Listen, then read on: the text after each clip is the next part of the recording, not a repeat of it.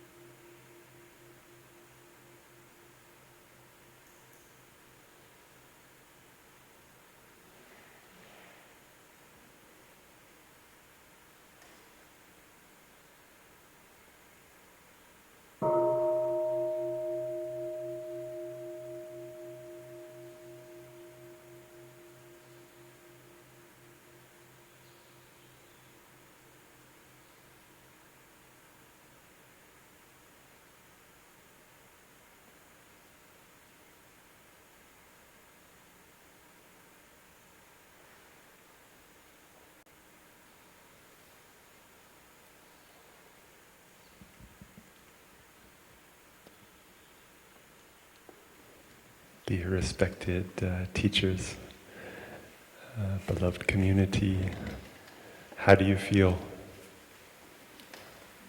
Feel good? However you feel, it's okay. If you feel some nervousness, probably not you, but me, it's okay. If you feel some joy to be together, it's okay. If you have some nervousness about going home today, anxiety or traveling or doing things, that's okay too. And we can breathe with all of that. If you have some pain in your heart, something bothering you, that's also okay. We can, whatever we feel, we can embrace with our mindful breathing. So, my name is Brother Fulfillment. Those of you who don't know me, I go by Brother Man.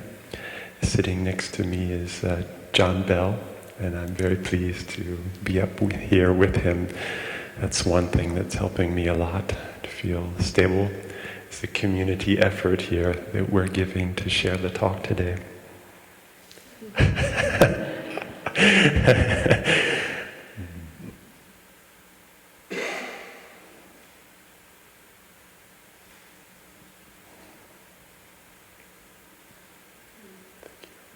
Thank you, John, being up here. So, and the bell is also Sister Shunyim is from France. She's inviting the bell for us, so I'm going to ask her to support us also by inviting the bell. And right now it's just 10:25, and I would like to ask her to invite the bell for me in about 15 minutes, so I don't talk too long. I will go on beyond that a little bit more, but at least it will give me a pause. So, I'm going to write on the board a little bit.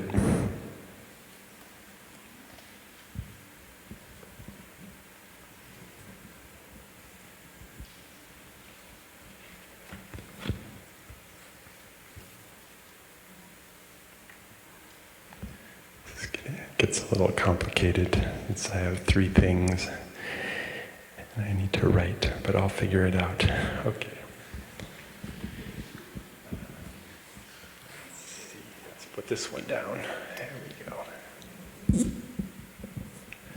So I wanted to talk about, this is what I'll call it, self-care.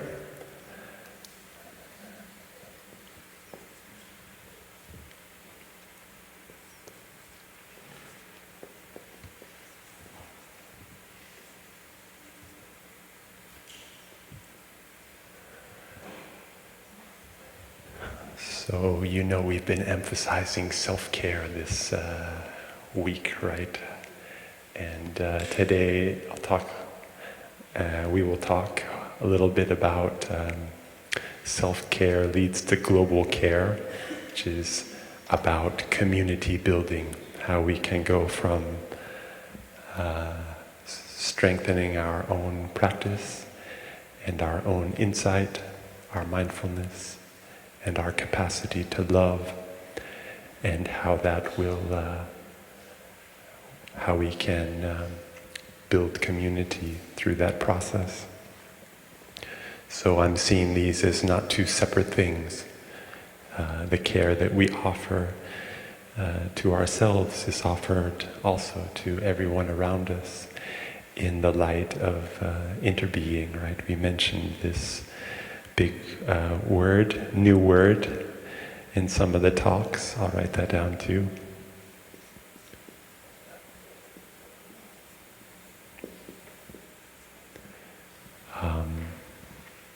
It's a beautiful word if you look at it, the parts here, the interconnection, togetherness, and being whatever is, whatever, we use this word a lot, all the time, to be. And so at the root of our language, we are talking about a sense that everything is together, everything depends on everything else, and everything manifests out of all the different conditions. Thousands and millions of conditions, like we don't have to look too far, like looking into our body, we see trillions of cells, right? So we can look at interbeing from a kind of intellectual place, and we know that it's accurate. Like, I'm made of trillions of cells. They came from my parents originally, the first 2 anyway. And then they evolved, they multiplied, and I became this. But I'm also dependent on the water that I drink every day, the food that I eat, the air that I breathe. And I know that also all those cells, that like that DNA and stuff, it came from my animal ancestors. So I'm connected to all life.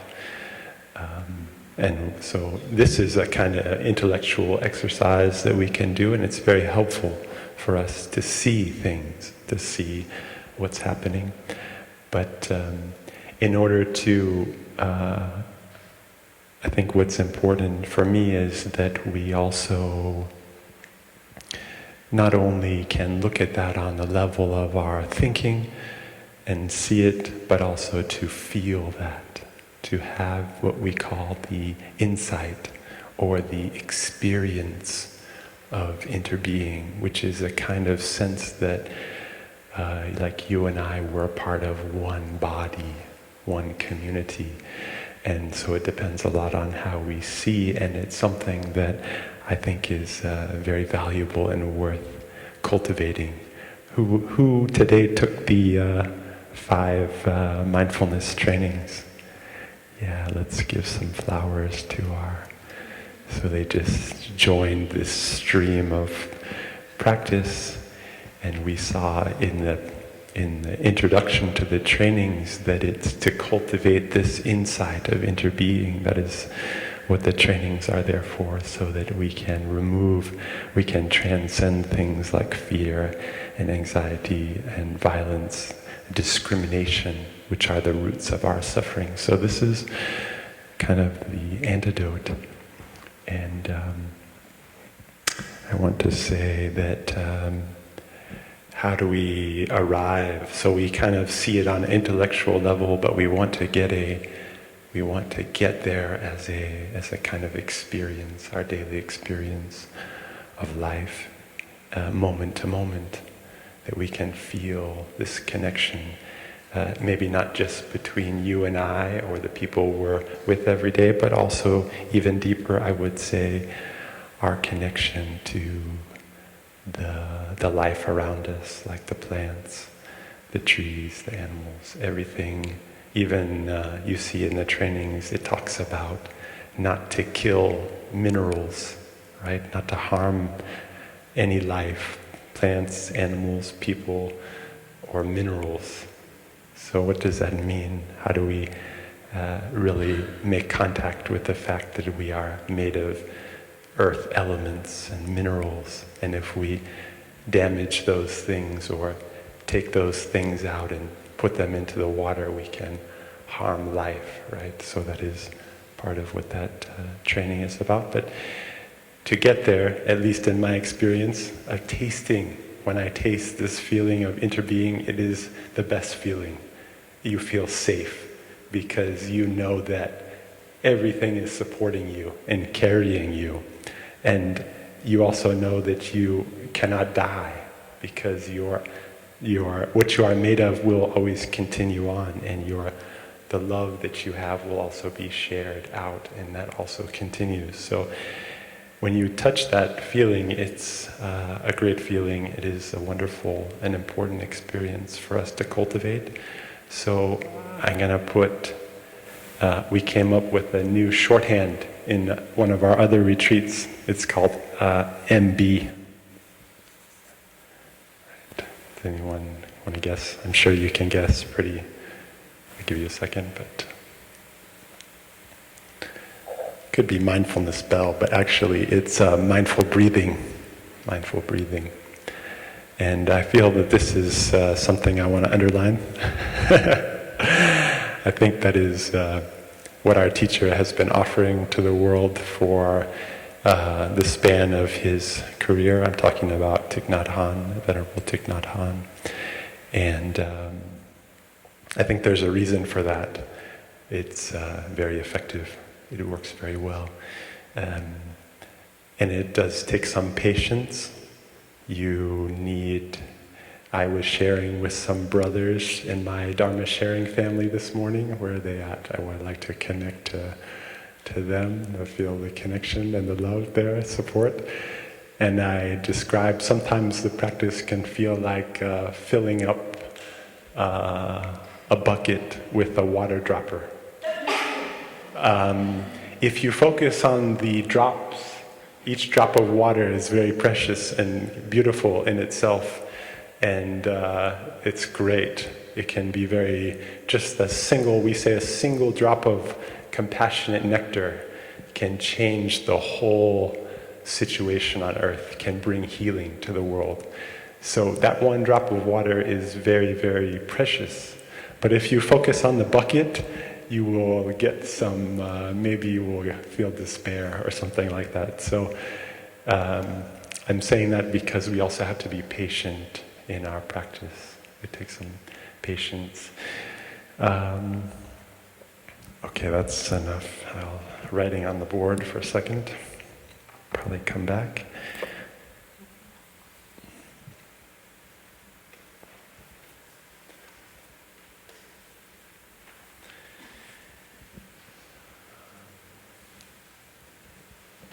So before I go too much further, I did say I would welcome everyone. So welcome again. I want to also welcome those of you who are here. Is there anyone who's new today here for the first time to Blue Cliff? Yeah. Thanks a lot for coming, making the journey. We also have been having a retreat for educators. Everyone in the educators retreat, yes, that's everyone else. Great. This morning we also spoke about in the 5 mindfulness training ceremony We did 4 touchings of the earth to our parents first, and then our teachers, and then our friends, and then all life,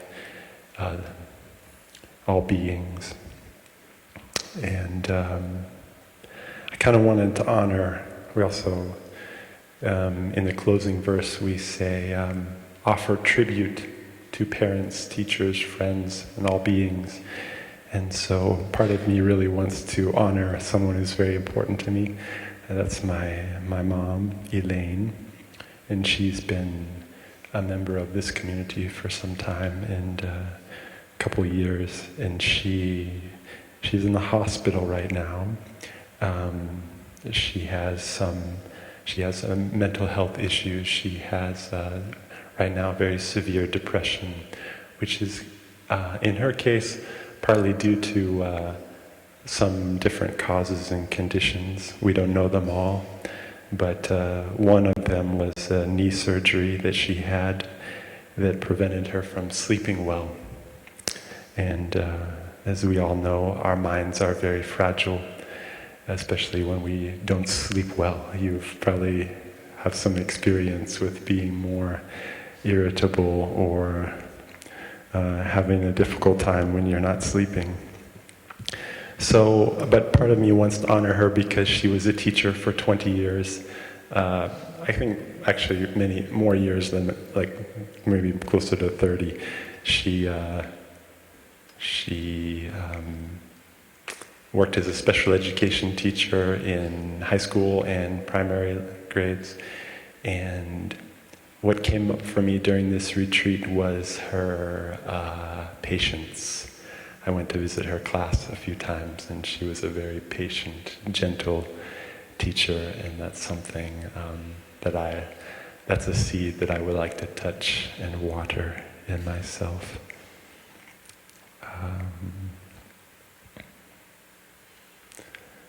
Is it time for our bell yet?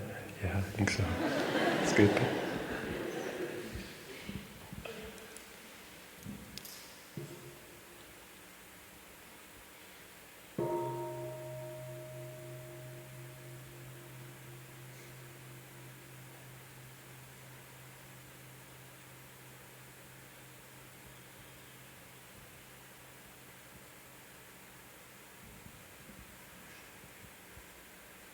You know, there's a lot of things that I would like to say, but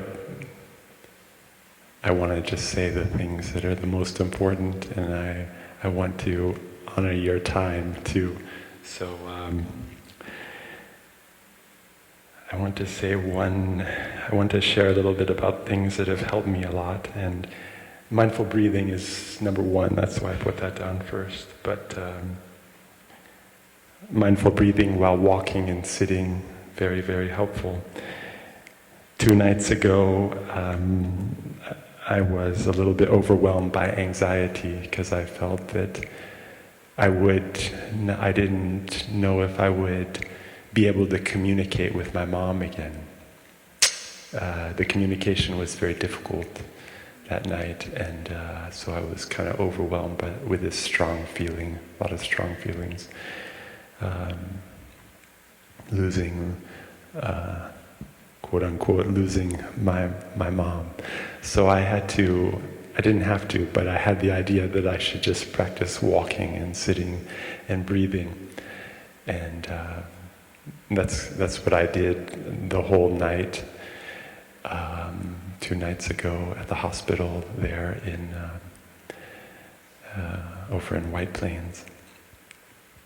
And I also lay down sometimes and allow myself to rest a little bit, but for the most part, there was a lot of energy that was pushing on me, a lot of negative feelings, fears, and regrets came to the surface. And so I practiced a lot of breathing to look into that, to see the roots of those feelings, and also to see if I could get any insight what to do, how to be, and how to take care of those feelings. And I also, by the morning, I found that I started to review many of the wonderful memories and positive things that my mom had offered to me, and all the wonderful experiences that we have had, and I hope that we will continue to have, that here in the community and outside, and all the treasures. I was walking around the mall waiting for the brothers to come pick me up in the morning, because I called them and said, please come help me, I need help, I need to be driven, I need to get picked up, I'm tired and I need to come back to the monastery. So they came right away to pick me up, Brother LQ. So you see a theme, a lot of the theme of my sharing is about how we depend and support each other, how we depend on each other. And but in the mall, I went into a Lego shop. They had a Lego shop, and I did that because my mom was so generous. She's always given me everything, so much so that I almost feel like I expect that, I deserve that, and that's one of the reasons why it was so hard for me to let go, because I didn't want to let go of this source of love, that I wanted that. So anyway, but I walked in the Lego shop because she used to give me Legos every year for Christmas and encourage me to build things and be creative. So that's something I'm very grateful for. I did call her this morning, and I asked. I wasn't able to speak to her, but because she was sleeping, which is good news.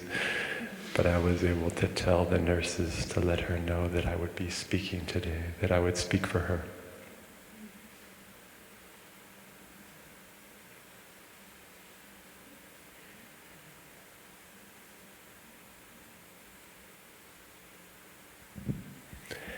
And it's very normal for me to cry during Dharma talks and other things. So please don't worry, it's fine.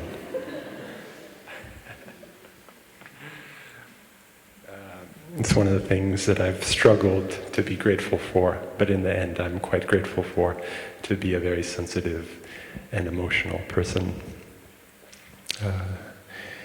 Because I see a little bit that it helps me to live life deeply.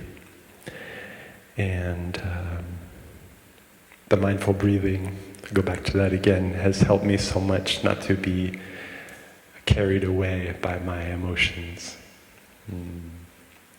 To allow me to come back and look deeply into those. So I'm just gonna go back to the board and write a couple more things, and then give up the microphone to my brother here.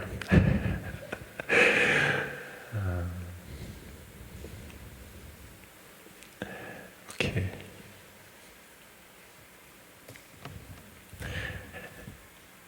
I'll try to get you involved a little bit here now. So our retreat is called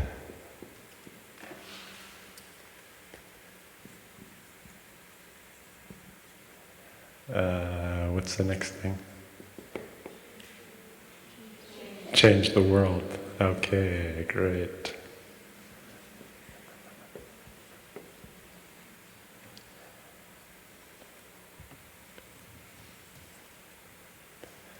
I wanted to look at a few of those elements in that, because it's a very deep statement, actually, right? There's a lot of depth to that. I've written self-care and the inside of interbeing and mindful breathing lead to global care, which is similar in some ways, talking about the world here. But I think the first word I want to look at just a little deeper into is happy. And I don't know, is anyone here happy all the time? No suffering? Just checking. It's okay if that's true, but I think what we're talking about is actually something a lot deeper than the feeling of being happy, just kind of on a superficial level. This is a deep sense of like fulfillment. This is my Dharma name, so I get to use that word. Yeah. Right? Which means we know how to, feel happy and we know how to generate happiness and touch happiness with mindfulness, but it also means that we know that that happiness is made out of suffering, right? Did anyone ever, maybe you've heard that from our teacher, so.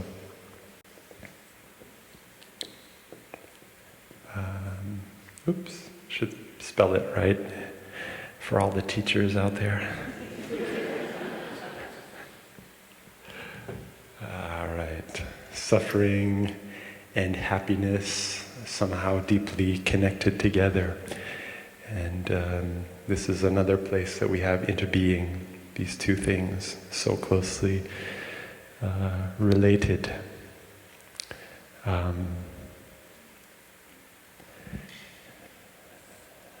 So I think also teachers that know how to suffer will change the world. And what it means for me is that you're not afraid of that suffering, that when it comes to you, and you know how to breathe with it, and you know how to also, I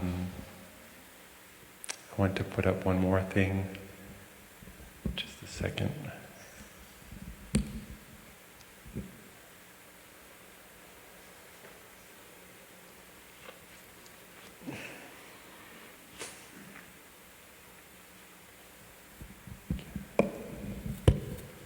The sound team will not be happy with snot on the microphone. That's not good. So, look deeply.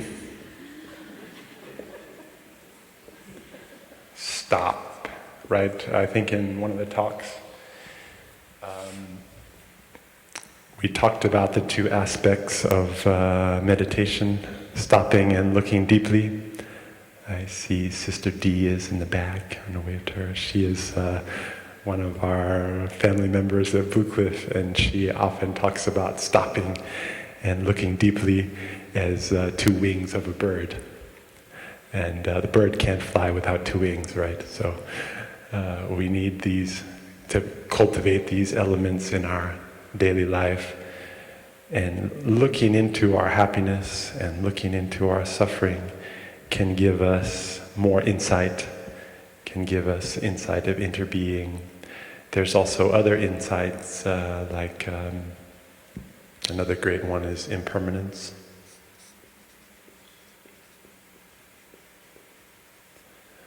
That everything is changing, so when we get in touch with that insight, we can also be, we can overcome a lot of our fear. So that was one of the things that came to me in the night, actually in the early morning after I practiced sitting and walking most of the night, is that I was deeply connected to my mom, and her form is changing, but and her mind is changing as well as mine, but I don't have to be caught in those signs, in the appearance. But I could touch her life. Everywhere I looked around me, I saw the moon rise and all the pine trees. So everywhere I looked, I could get in touch with Mother Earth, which is the big mother of all of us. So, and another insight that I wanted to share that came, I was talking about how sometimes we want to hold on to the person, even the person we want to help. We need that person to need us in a kind of way. I wanted to share this because I didn't really think of that before, and I thought it might be useful for teachers. Sometimes we want our students to want us to teach them, right? You ever get that? Sometimes you're very frustrated when your students don't want to learn. And in my case, I was very frustrated because my mom didn't want my support. She was upset by my presence and my wish to help her. So I just wanted to say that for me, what's very valuable in our community is that we try to avoid putting someone in a position of authority or like driving the community, or we try to teach and learn through cooperation. That's going back to this insight of interbeing. And we often talk about, like you had Dharma sharing, we talk about a Dharma sharing facilitator. So we see the teacher as someone who can facilitate and allow space for the learning and the sharing to take place. I think I should probably finish, but before I do, I wanted to get some elements of self-care from you that you're planning to take home, so we could brainstorm just a tiny bit before I hand over. What are some things that you intend to take with you from the retreat, or practices that you're already doing that you want to keep doing? Take care for yourself. Anyone? Yeah. One thing that came up for me is, and it was recommended by my brothers here. I should get another microphone maybe, but...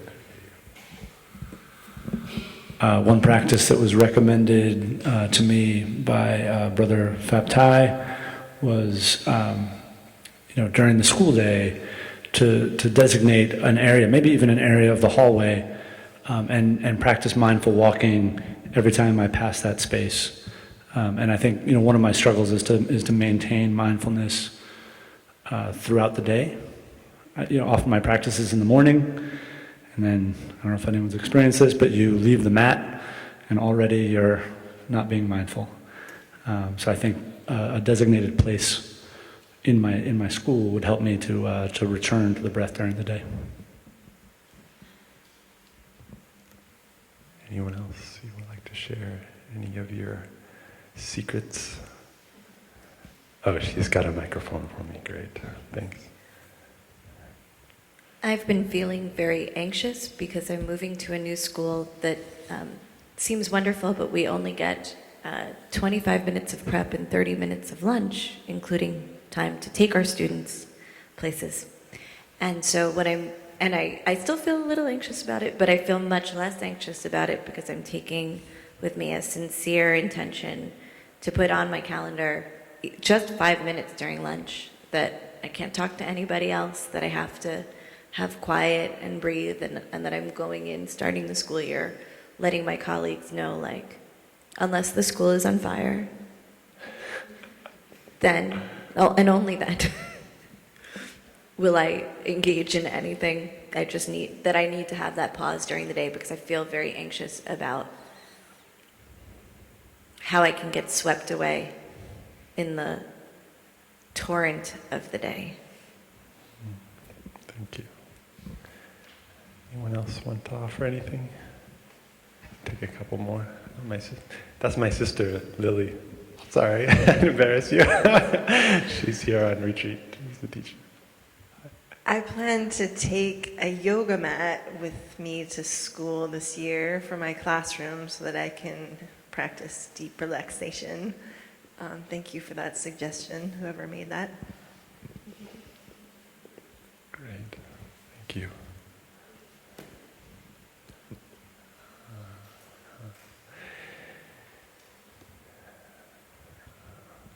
How am I doing, John? Time's up. Oh, there's so many things to say. Well, that's great, though. You can practice letting go. And he's going to talk to you even more about building community. I think a really important thing for me is I'll add up here, rest and sleep. Please look into sleep. A lot of people think that they can get by on less sleep and they're more effective. Most of the research and evidence suggests otherwise, so I'd like you to. And then I would say I want to add explore, it's big categories, and adapt. Foundation of our order, the order of interbeing, is one of its principles is the principle of adaptation, to adapt.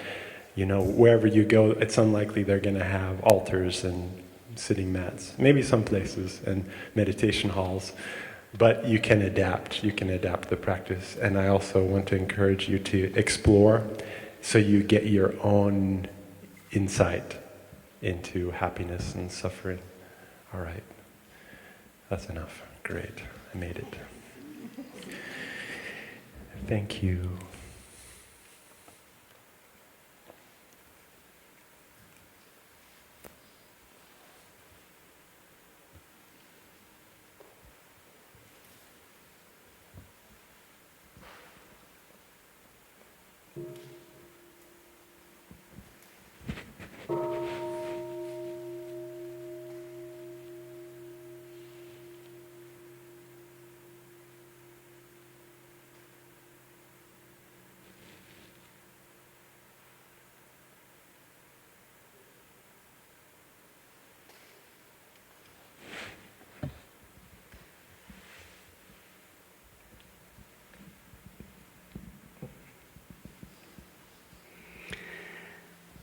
Dear Ty, dear friends,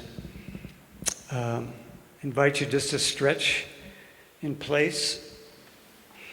If there's a sound that you'd like to make, oh, and maybe a bigger sound, oh, and maybe a bigger sound.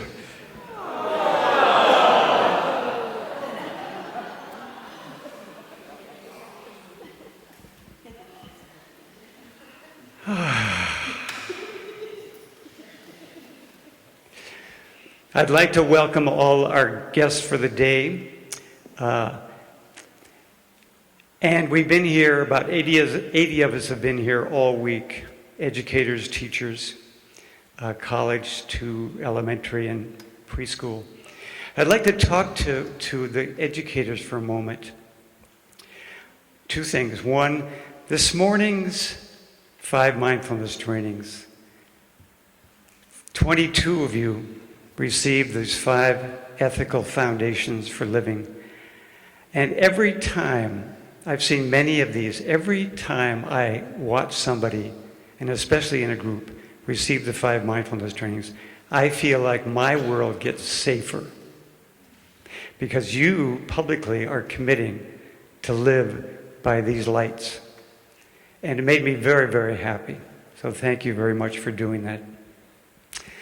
Secondly, to all the teachers and educators and parents, including the people, the guests who have come today, I want to thank you.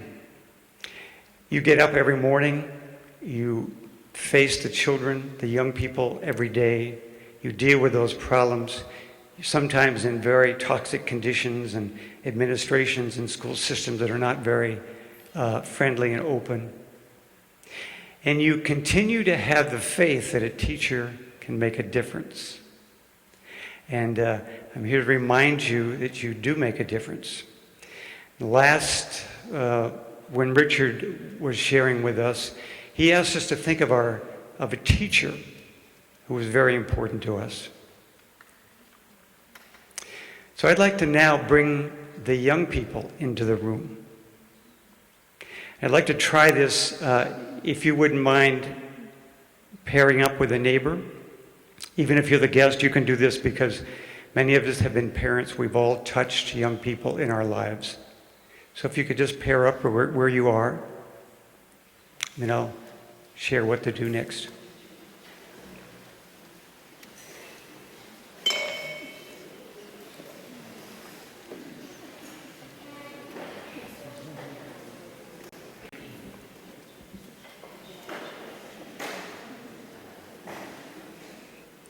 Everyone have a pair? Okay. So first, close your eyes and bring into your mind's imagination children and young people whose lives you've touched or who have touched your life.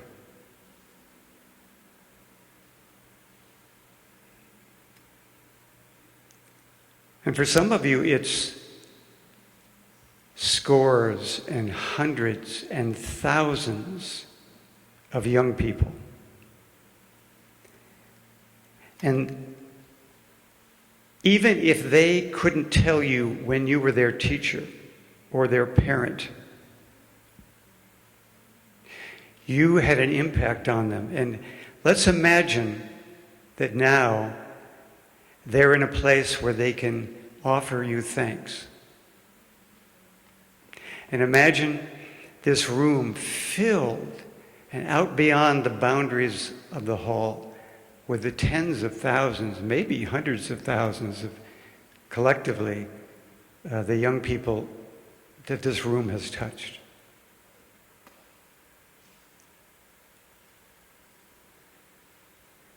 Now, if you would open your eyes for a moment, and the person on my side, on this side, if you can see me, who's closer to this side, I'd like you to begin, and the other person just receive this. The person who's speaking, I'd like you to really look at the teacher, the parent, the youth worker that's in front of you, and say, thank you. I'd like you to represent all those students and children in your lives. And just say, thank you. And repeat that in a mindful way to the person, just for about a minute, out loud.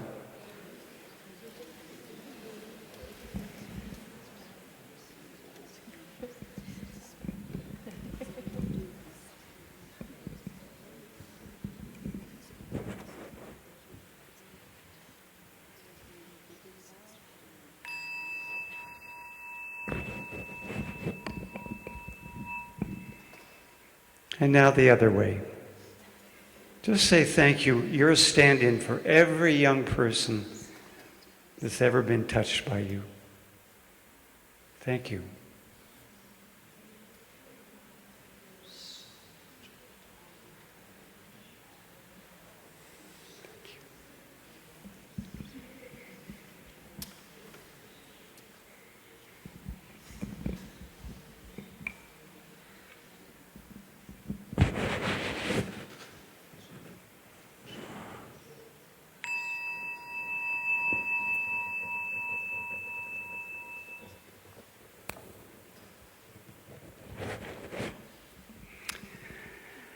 So, I'd like to talk a little bit about community from different points of view today.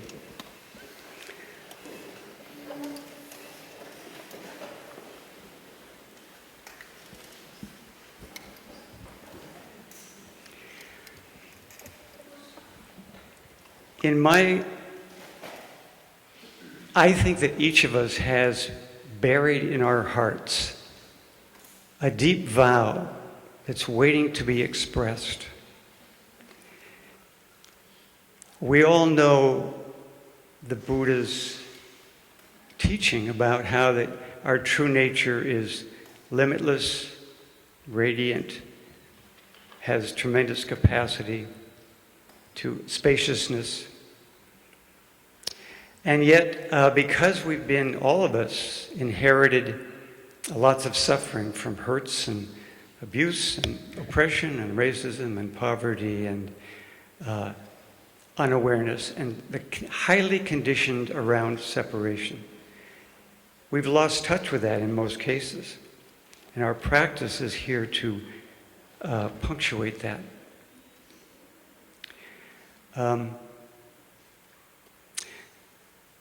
The idea of individual awakening is a myth.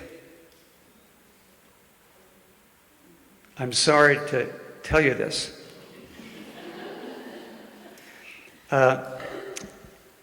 Buddha did not awaken by himself.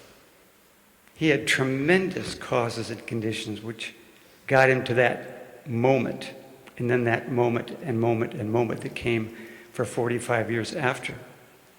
He studied for 6 years with the best teachers in India at that time and what is now Nepal. Before that, he had education and resources, and he probably traveled.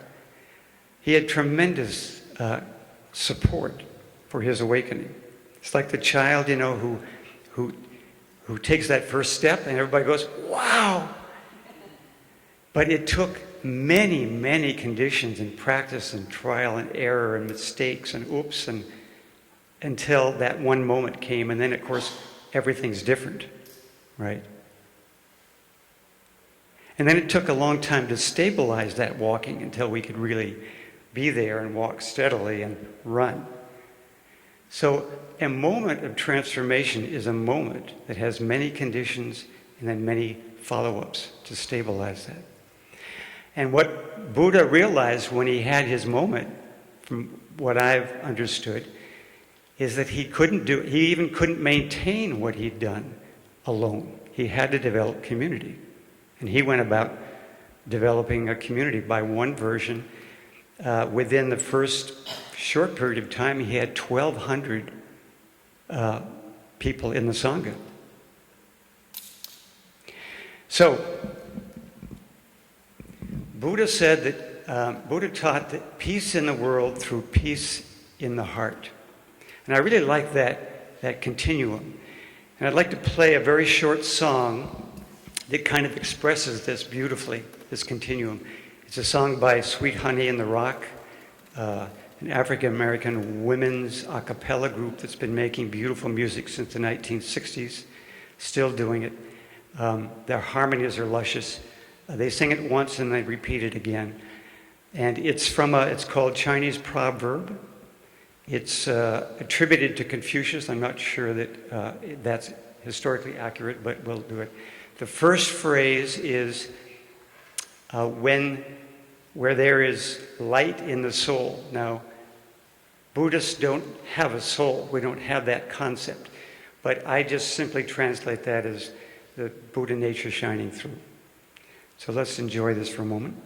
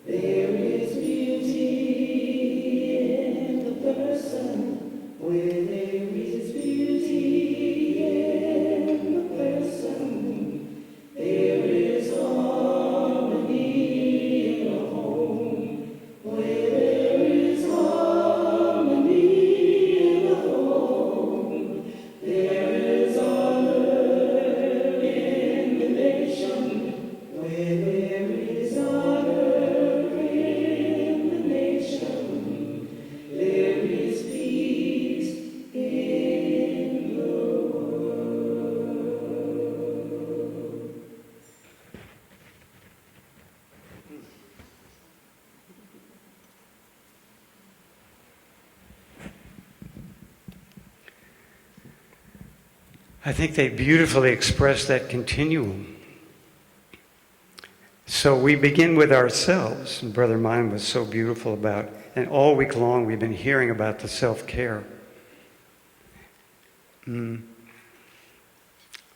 Stephen Covey, who's an organizational development guru type, he has a phrase that I've used a lot which goes like this: The main thing is to keep the main thing the main thing.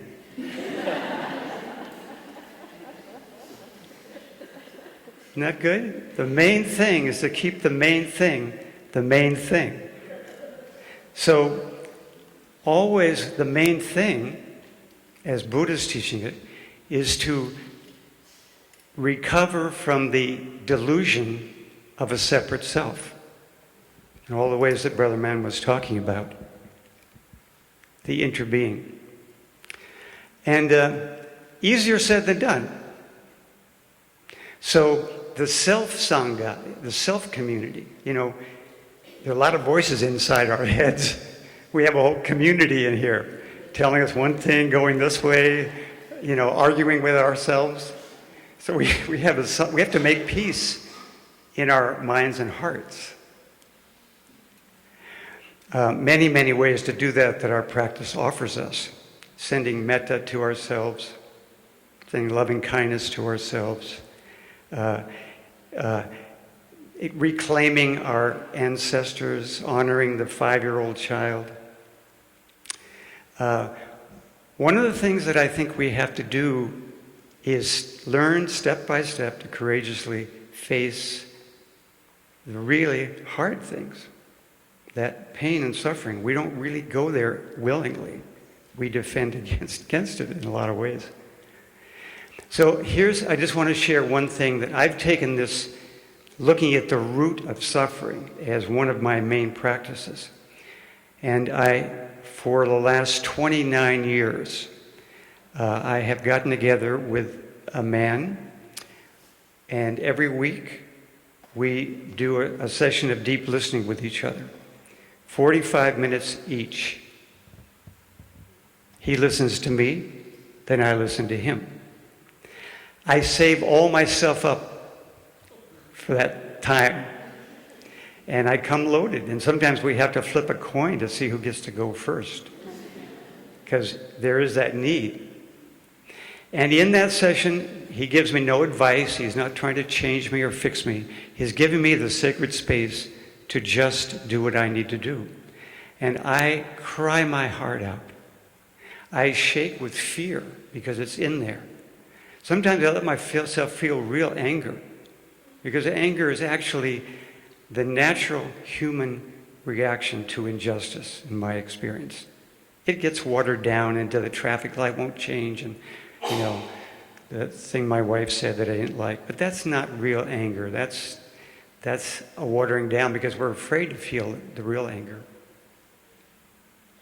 So this has been invaluable to me, because the more that I do that process, the more I can clear the mind and have attention for the world and for work and my children and the people that I teach.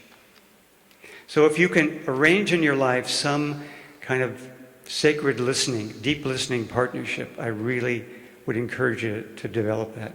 It's not difficult. You can try it with a friend. Say, this crazy guy at a workshop I went to said, let's take turns listening to each other. Let's try it for 10 minutes each, 5 minutes each, and see what happens. It's one practice.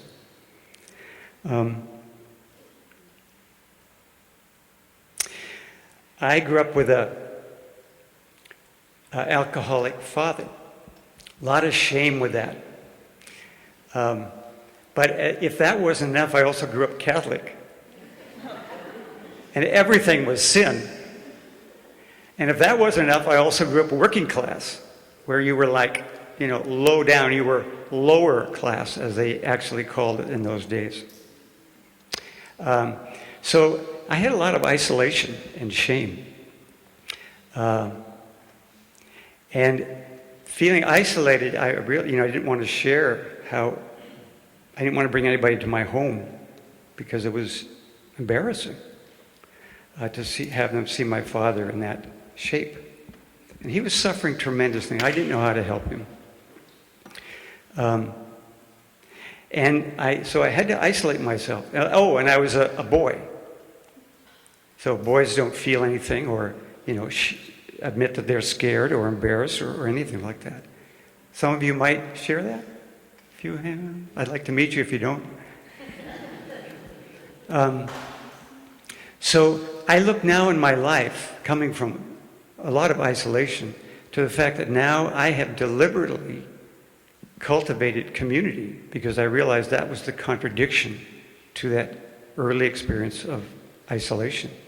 And I think I counted up lately that I'm part of like 12 different communities. So the community within myself is one. I love myself. I've done a lot of work. This meeting every week for 29 years helps. I have a beautiful relationship with my wife. I'd like to share with you our version of beginning anew. It's not as pretty as we had the other night. So, you know, with your partner, you get into rough patches, you know, you go to bed. So we go to bed at night, you know, having been really irritated with each other, back to back like this. And sometimes, most of the time actually, one of us can remember to say, let's appreciate each other. Okay, you go first.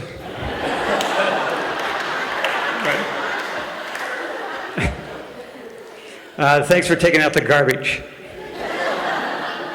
I mean, really. Well, thanks for doing the dishes without complaining. I mean, it's pretty low level to start, but this is where you start. But it's in the right direction. And pretty soon, if we keep it up, we'll actually be getting back into right relationship with each other, and we turn back, and then we can communicate, and we say, I'm sorry, I was really having a moment, and you didn't deserve that.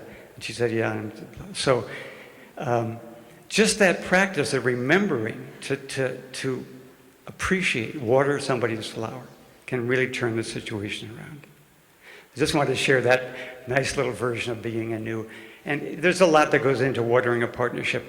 Sometimes I work with young people who are 16 to 24 years of age, and I say I've been married, I've been with my partner for 46 years. They say, what?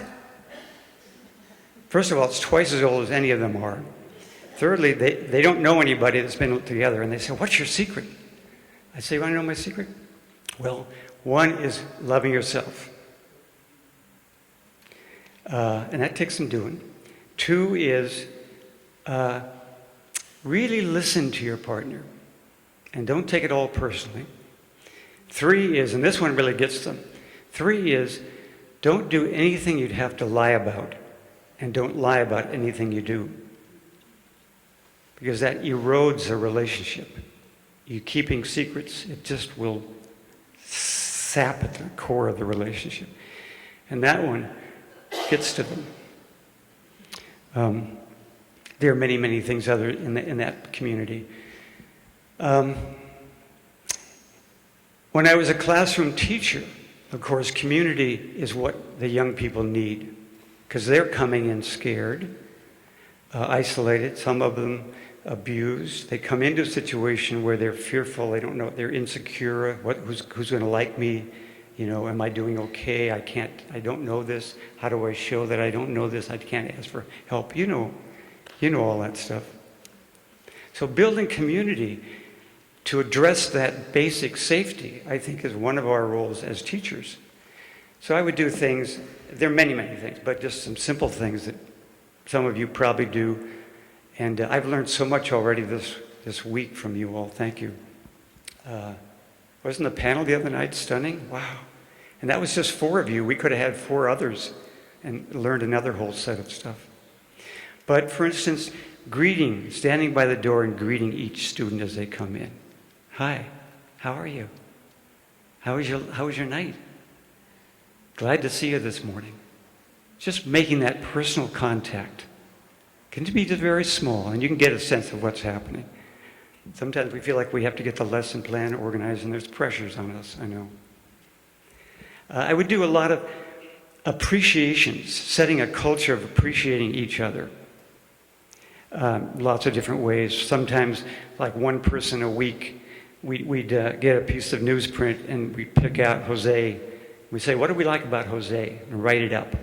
And we'd hang it up in the room. We'd leave them up all year long. And, I could see sometimes Jose come in looking really down. And then he just like his eyes would float up to that poster, remembering what good things people said about it. And he would perk up. I'd play a game called, you get 3 guesses. I'd say to somebody, Susie, there's something I really like about you. You get 3 guesses to guess what it is. And she'll say, well, you like my smile. I say, and so if she guesses it on the first one, I quickly think of something else. Because what I want her to do, I want her to get 3 chances to love herself, to pick out things. And you just do that. Should we try it? Want to try it? Turn to your neighbor for a minute.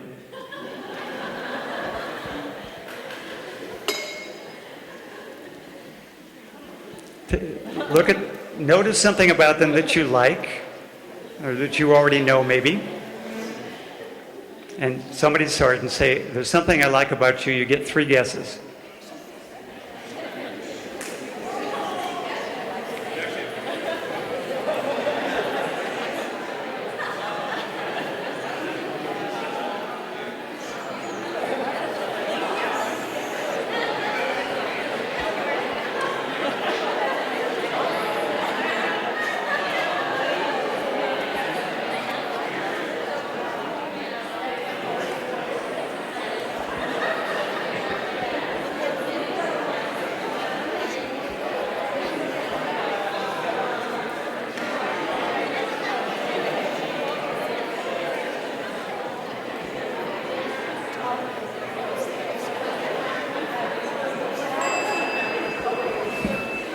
Switch if you haven't done it. If you haven't switched, the other person gets to.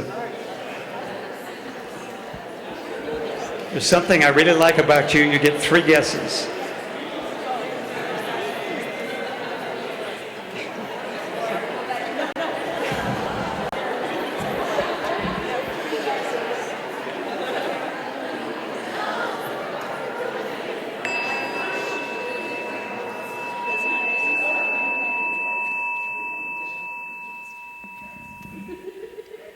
Wow, a lot of energy. That's it.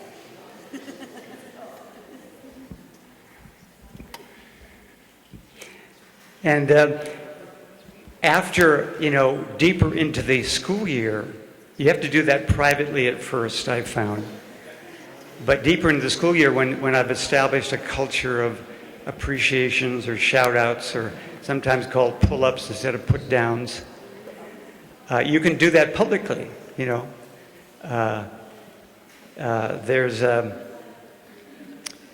There's something I'm thinking, let's do the guessing game. There's something I'm thinking, something I like about Robert. Can you guess what it is? And have them just shout out good stuff. Now, it's tricky, because you get some wisecrackers in the, you have to kind of like work with that, but let's see if there are any other little things I wanted to share.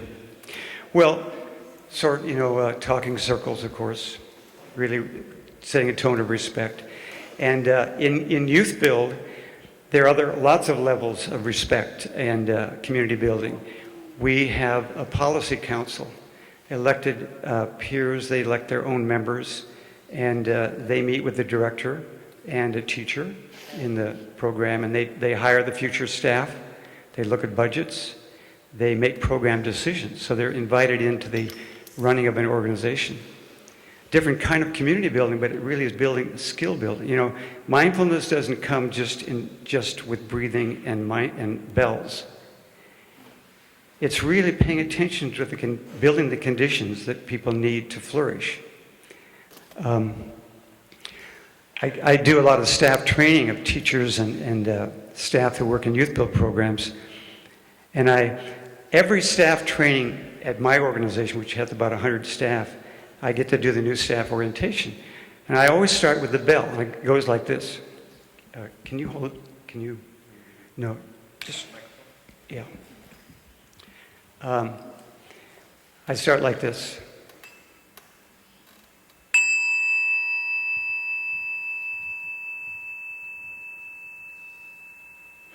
And I do that 3 times. And I say, here's what I say. I can do it for now, but then I have to have you hold me. I practice meditation, and I've used this bell for years. I've used it as a talking stick. I know it very well. And I've learned that it has different sounds under different conditions, like this. Or, right? But I've learned that if I use this part of the inviter, we call it an inviter, and I use it in this position here, not down, but like this. That's different than this, isn't it? Can you hear the difference?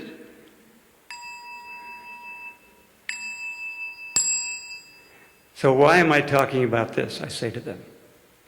Thank you. So I say, as teachers, it takes certain conditions for this bell to show up its most beautiful. And as teachers, we're trying to set the conditions for young people to show up their most beautiful.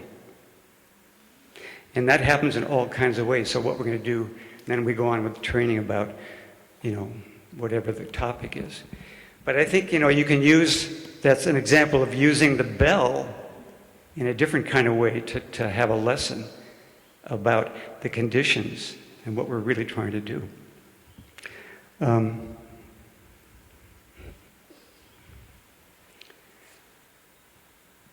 Almost time.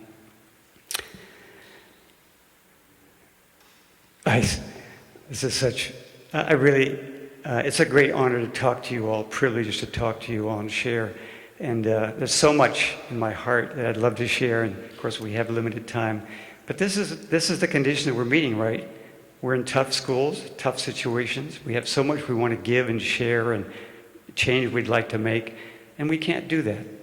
And one of the teachings, or maybe the things I'd like to leave with you, is the title from a book that Ty wrote called "Be Free Where You Are." Sometimes the conditions won't change that fast. We'll be impatient and irritable. We'll feel like we don't have our time. We can't really move things the way we'd like to. But there's a way that if we have inner freedom, by doing all these practices that we've been sharing this week, we can have increasing amount of freedom even in the worst of conditions. I'd like to close with 2 poems and sharing another beautiful song, if I could.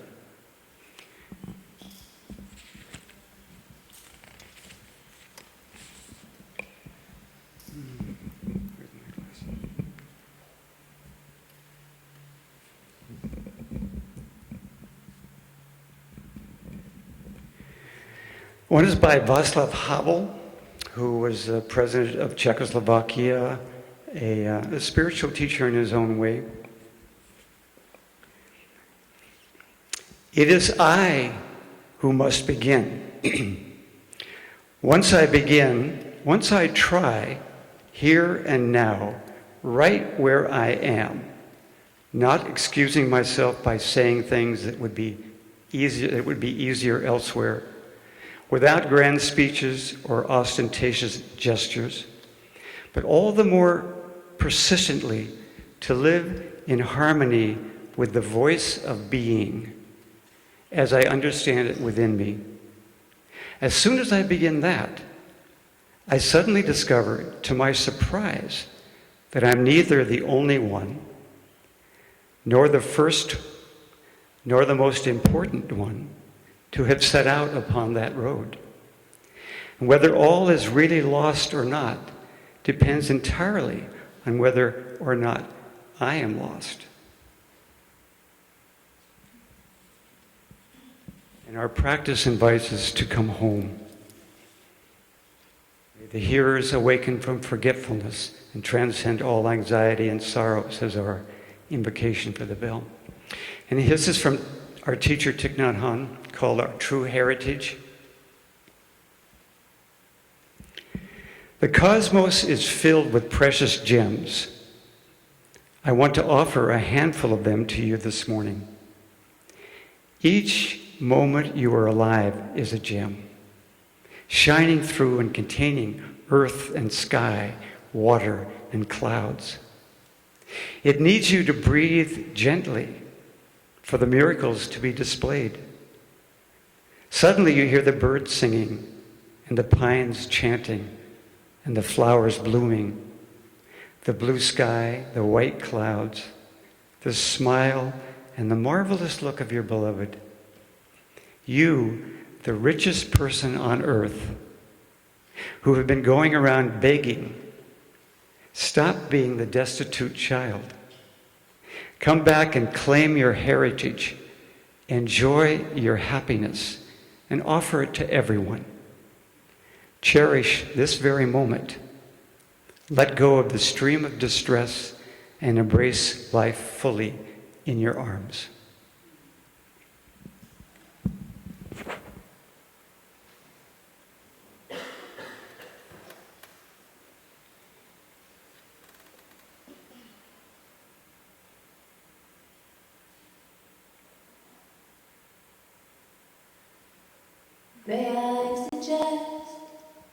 May I suggest to you, may I suggest this is the best part of your life.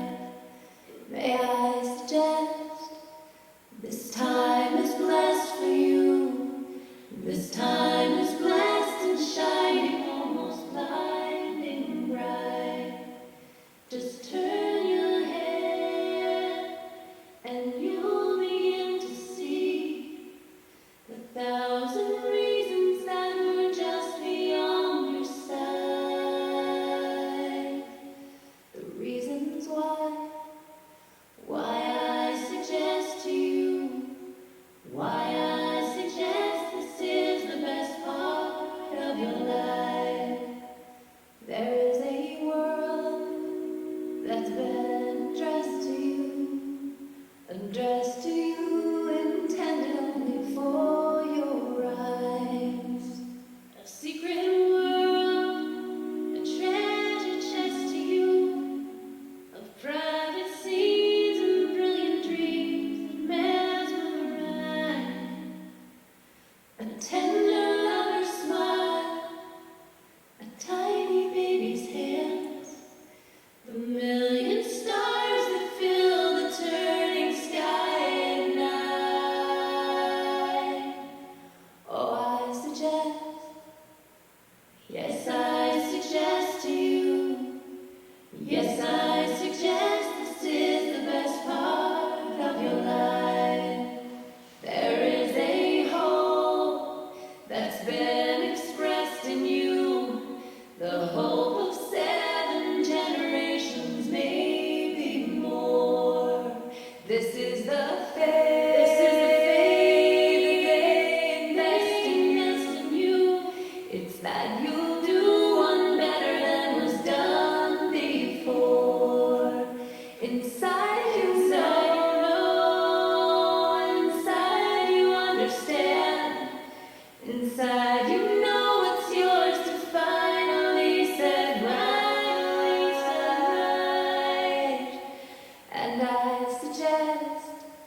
And I suggest to you, and I suggest this is the best part of your life. This is a song, comes from the west to you, comes from the west, comes from the slowly setting sun. This is a song with a request of you to see how very short the endless days will run. And when they're gone, and when the dark descends, we give anything for one more hour of light. May I suggest this is the best part of your life.